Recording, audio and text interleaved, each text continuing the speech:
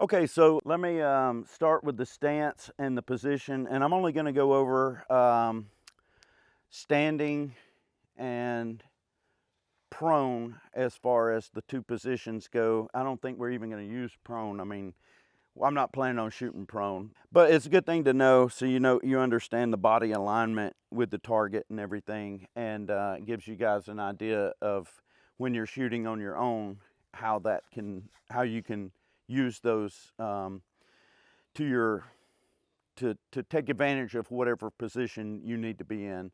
Now there's multiple positions. There's standing, kneeling, seated, prone, multiple positions, but these are the ones we're going to go over. And standing is the primary one that we're probably going to talk about today. And the reason standing stance is so important is recoil management. And because if you're standing straight up and you don't and you're just like normal stance, you're leaning back and you're trying to fire one shot, you can fire one good shot and not have to worry about it. But if you're shooting multiple shots and you're trying to, keep one target or move from target to target, you really want to have a solid stance where you can manage the recoil and be a stable shooting platform for yourself. So the way I like to do it, and each person's their own, there's a lot of techniques out there, so don't take this as the gospel, but it is a good way to start and a good foundation to learn from. So what I like to do is feet about shoulder width apart or maybe even a little wider. The thing with the stance as far as the width of your feet go is the wider it is, the more stable you'll be, but the slower you'll be to react.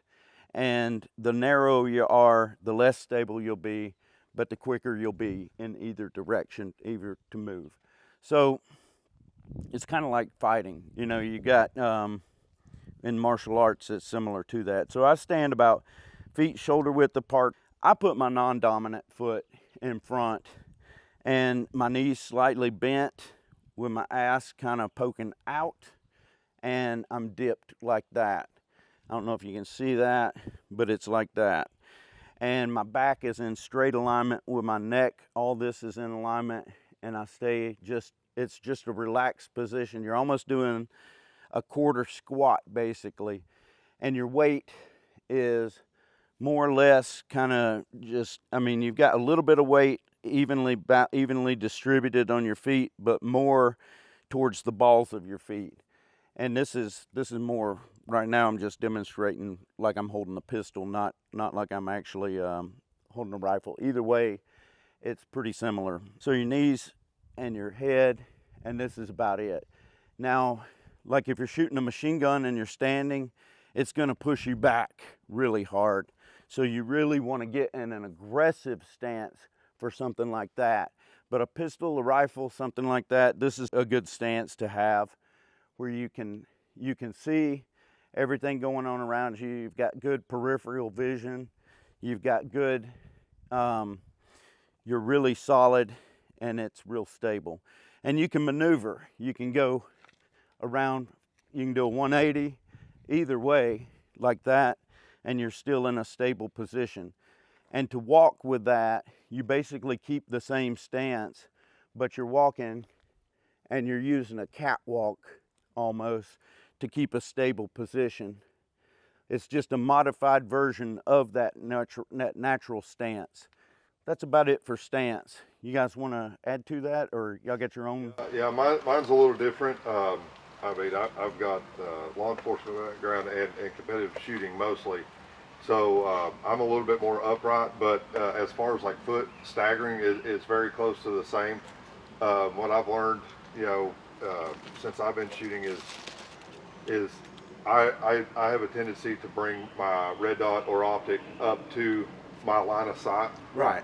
Because and I can work with you on that, and other guys, that's perfectly fine. But if you're doing that stance wrong, you actually create a lot of fatigue in your arms and shoulders if you're not doing that correctly, if you're not relaxed in that position, because a lot of guys, they want to hunker over and then they bring their shoulders up to their earlobes, and then you create a lot of tension and fatigue that way, and then you stop breathing. So what you're doing, in my opinion, is perfectly fine, but the people that want to do it that way, they need to understand how their body mechanics are working at that point.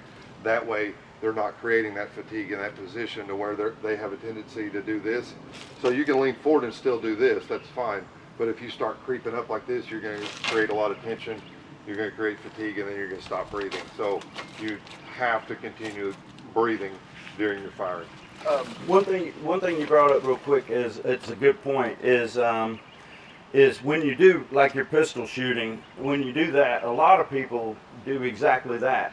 They try to bring their head down to their pistol because it is a little awkward at first to bring your pistol all the way up and out.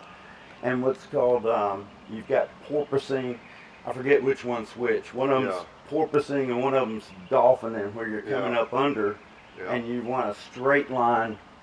It's like a triangle basically that you're creating. You're going straight and your head just stays in the same spot. You're not moving your head to the gun, you're moving your gun to the head. Yep.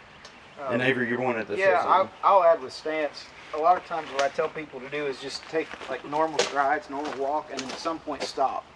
And naturally, if you're right-handed, which a lot of us are, if you're walking and you say stop, you're going to stop on your right foot, and then your left is going to be the next one.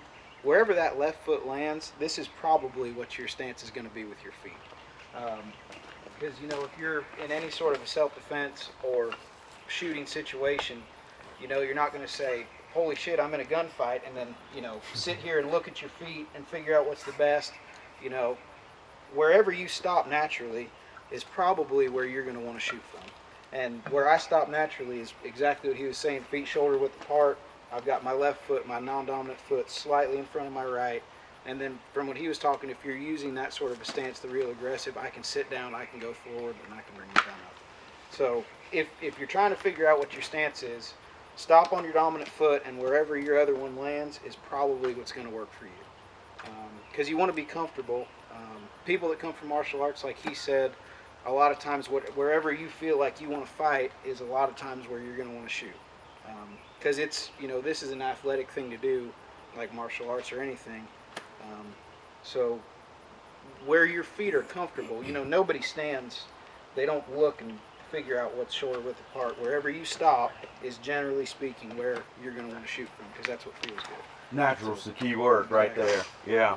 That's what I teach. Well, it's pretty telltale quick. I mean, if your body's not managing the recoil from the position that you're in, you should. I mean, your body should adapt to moving to where you have a more stable platform. Because if you toe that line and you're right there, you know, square, and you start to move or sway, your body should react if you do have any type of cognitive ability to adapt to that and go, oh, I'm not stable, I need to move, I need to make adjustments. Because you touched on this, but it wasn't really explained, is what you've been taught has worked very well for you. What I've been taught's worked very well for me, and the same thing with Avery. So it's not, what I tell you or what he tells you, it's not the 100% gospel.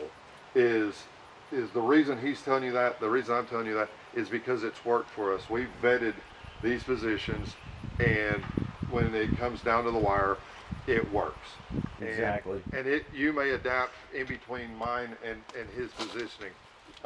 So you don't have to look at one of us and go, well, I have to follow that line. But if there's something in there between that your body and the way you function adapts to that, go with that. You know, the reason that our rifles are set up the way they are, the reason our belts are set up the way they are, the reason our pistols set up the way it is because it's been vetted. Right. You know, through action. So, you know. And that's a big point, is awareness of your own